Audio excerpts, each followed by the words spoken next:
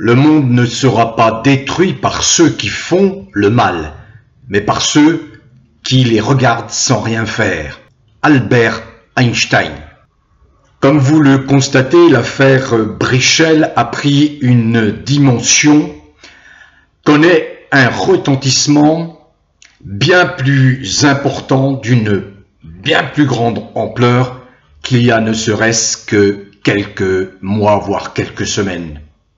On le doit au renfort de deux personnages, d'abord Candace Owens et ensuite à l'initiative prise par Christian Cotten de porter plainte contre X pour faire la lumière sur cette affaire Brichel, en particulier pour que la justice révèle une bonne fois pour toutes cette usurpation, cette imposture à l'Élysée.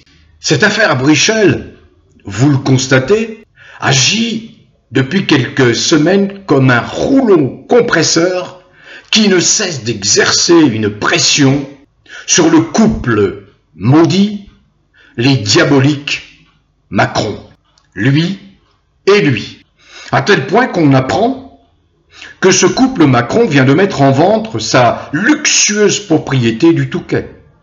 Préparent-ils leur fuite? On apprend également que des fidèles de la première heure de Macron, en particulier un dénommé Alexis Colère, qui a maille à partir avec la justice pour conflit d'intérêts, mais Alexis Colère, qui occupe un poste clé à l'Élysée depuis l'arrivée de Macron, celui de secrétaire général, est sur le point ou a peut-être déjà démissionné. Les rats quittent le navire, oui, mais il n'y a pas que cela. Il y a récemment de suicides, bon, qui n'ont peut-être aucun lien avec le pouvoir. Mais enfin, quand il s'agit de suicide de deux agents de la DGSI, la Direction Générale de la Sécurité Intérieure, il est quand même permis, dans le contexte actuel, de s'interroger. Encore une fois, il n'y a peut-être aucun lien, mais on peut s'interroger. Nous vivons dans une atmosphère délétère, étouffante. On sait très bien ce qu'est la Macronie. On sait très bien la manière, la façon d'agir de Macron. Pour revenir à Alexis Colère était quoi? Était en réalité le cerveau de Macron qui en est dépourvu depuis sa naissance. Encore une fois, je suis toujours très surpris de voir, mais bon, enfin, c'est toute cette propagande mondialiste. Quand on a mis un pantin en place à la tête d'un État aussi important que la France, on a intérêt à le glorifier, à se montrer dithyrambique, à lui trouver toutes les qualités. Or que on s'aperçoit que ceux qui l'ont porté au nu ne le trouvent plus aussi intelligent, sémillant, remarquable, exceptionnel. Au contraire, et ils prennent leur distance.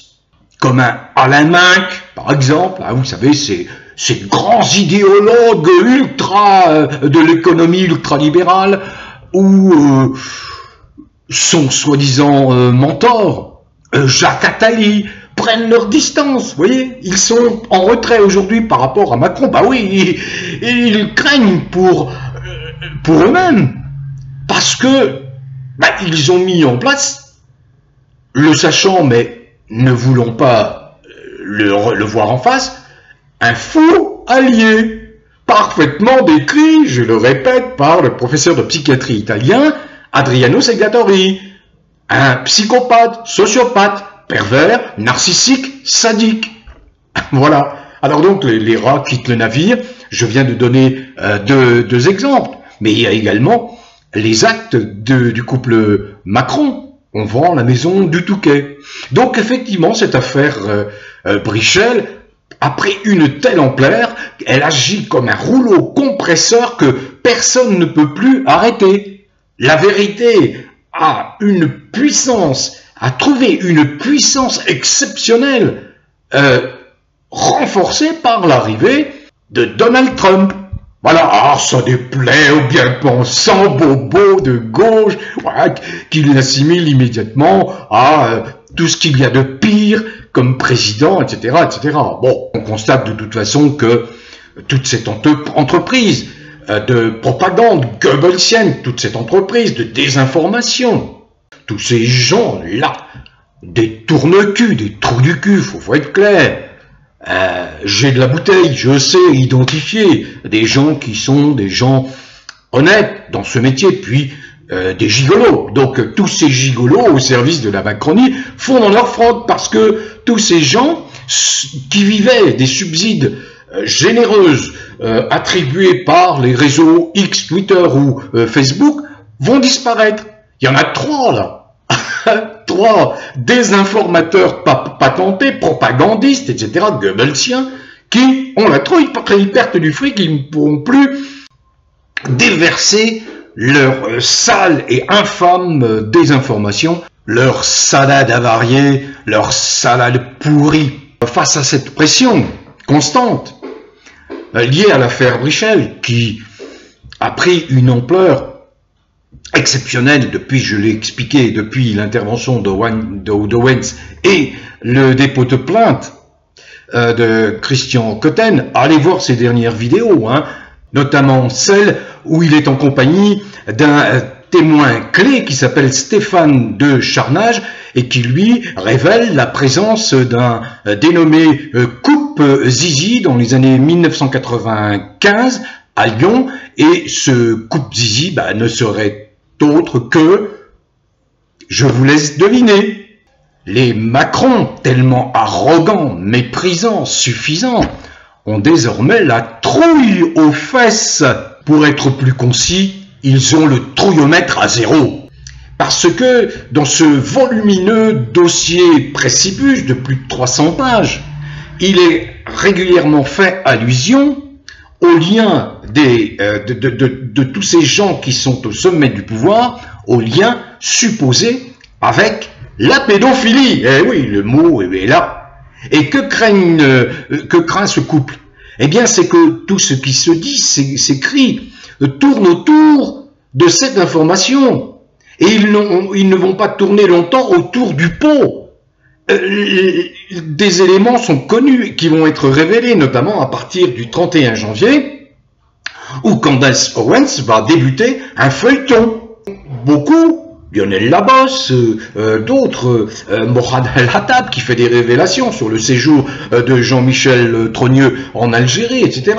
Beaucoup savent bien que, et également Christian Cotten, ils sentent bien qu'avec tous ces éléments, un ensemble d'indices graves et concordants ces indices graves et concordants vont emporter la conviction d'un juge qui sera un juge digne, qui ne sera pas un juge soumis au diktat de la Macronie.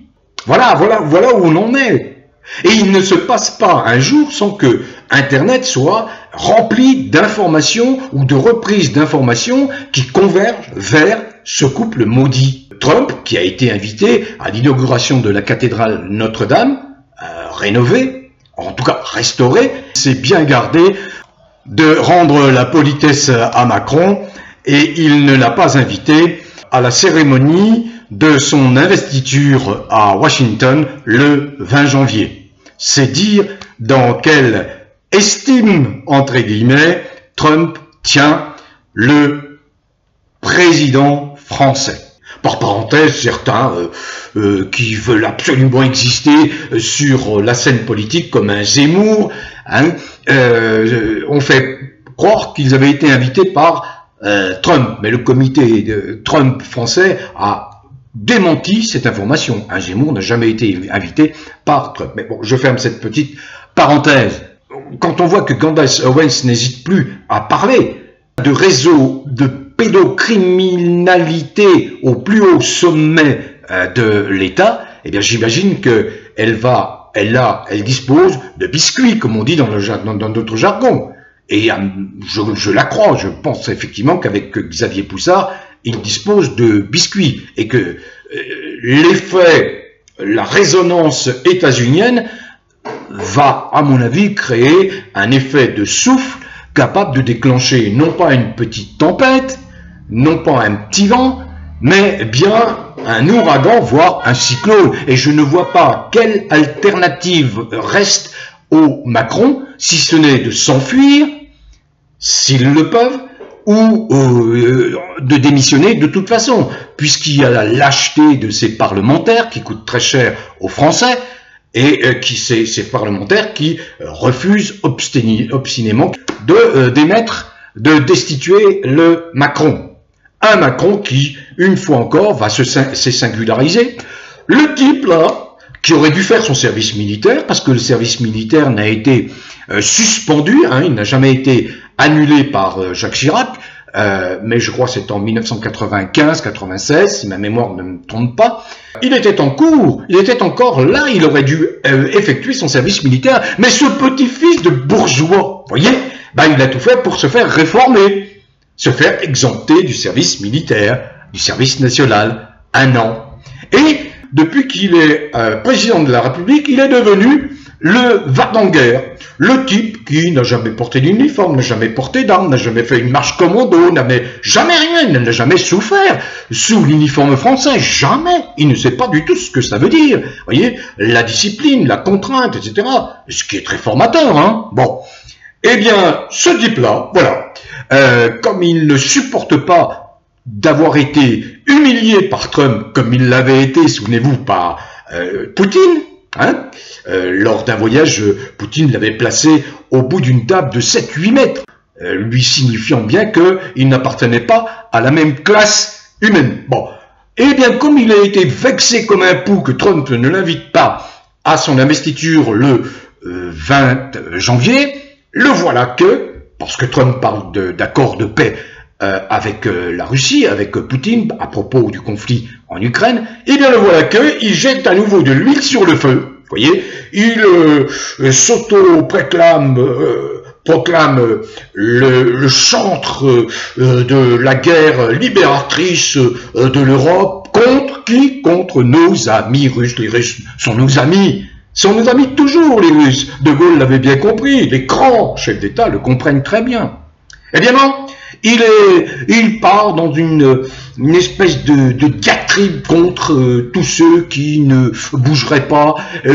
Par contre, lui se veut le porte-étendard d'une guerre juste, et il veut que les jeunes Français s'engagent en nombre pour aller se faire casser, massacré dans un conflit ukraino-russe qui ne le regarde que l'Ukraine et la Russie, et où l'on sait que en Ukraine il y a des centaines de milliers de désertions et que l'armée ukrainienne ne tient que parce qu'il y a de l'enrôlement forcé à coups de matraque, et ceux qui ne veulent pas porter l'uniforme ukrainien se font descendre tout simplement. Il faut bien comprendre que l'Ukraine, c'est un régime néo-nazi et de surcroît dirigé par un ultra dépravé, détraqué sexuel.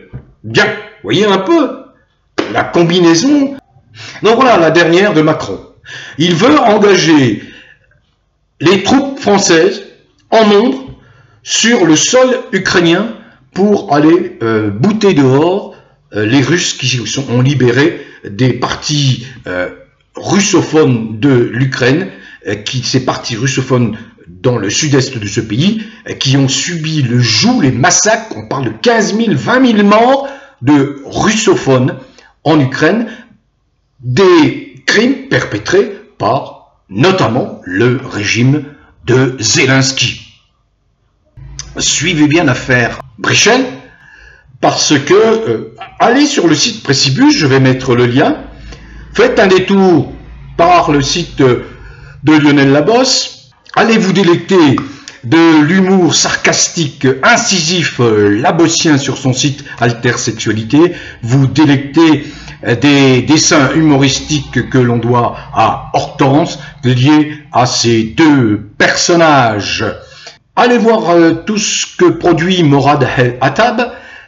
Il y a Xavier Poussard, il y a Candace Owens, il y a bien sûr Christian Cotten, pardon si j'en oublie, mais je n'oublie pas non plus Natacha Ray et Amandine Roy, qui ont servi de déclencheurs qui ont fait prendre conscience à nombre d'observateurs que décidément il se passait quelque chose de trouble et de tout à fait anormal à l'Élysée, au sommet de l'État.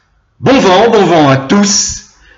Continuez à cultiver le bien-être. Prenez soin de vous et portez-vous bien.